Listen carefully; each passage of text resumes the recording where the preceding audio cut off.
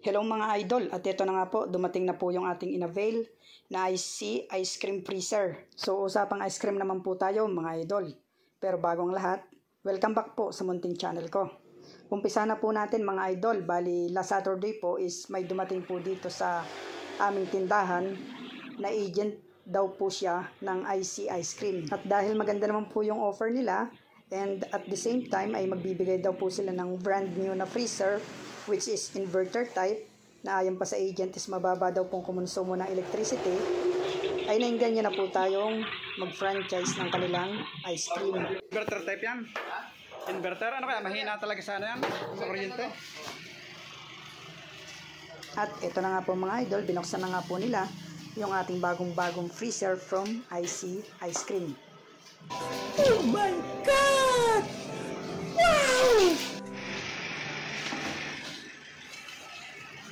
Ayon po sa kanila, ang mga accessories po ng freezer ay dapat po nating ingatan. At kung may mawawala dito, ay ma-charge po tayo ng kakulang presyo na nakatakda dito.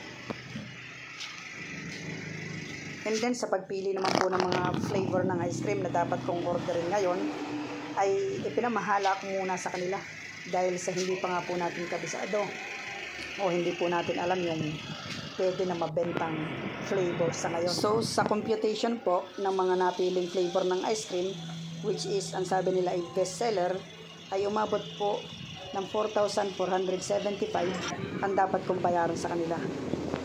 Sa pag-franchise nga po pala ng IC Ice Cream ay kailangan nyo maghanda ng isang valid ID and then signatures po sa policy, terms and condition ng kanilang company. Sa pag-franchise ko po ng IC Ice Cream sa halagang 4,475 pesos ay binigyan pa po nila ako ng isang box na free worth of 500 pesos. Ang nasabing free box po ay pahahawakan sa inyo and kukunan po kayo ng litrato along with that na siyang ipadadala nila sa opisina, katunayang natanggap ninyo ang free box na ito.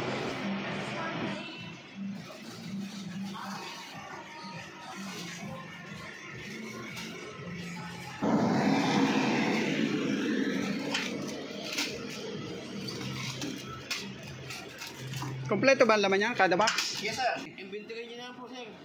At ito na nga po mga idol, sinimula na nila ang pag-arrange ng ating mga in-order na ice cream.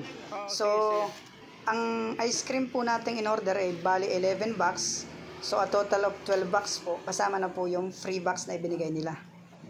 At dahil meron nga po tayong 12 boxes of ice cream, it means mga idol, meron din po tayong 12 flavors of ice cream na mailalagay natin sa loob ng ating IC Ice Cream Freezer.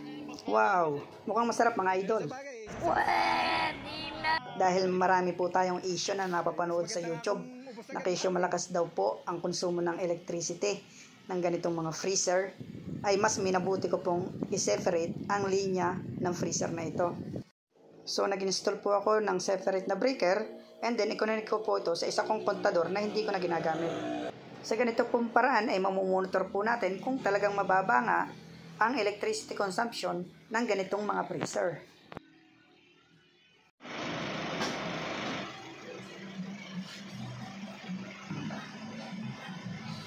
At dahil nga po kompleto na po ang setup ng ating freezer, ay umalis na po ang ating mga delivery charge.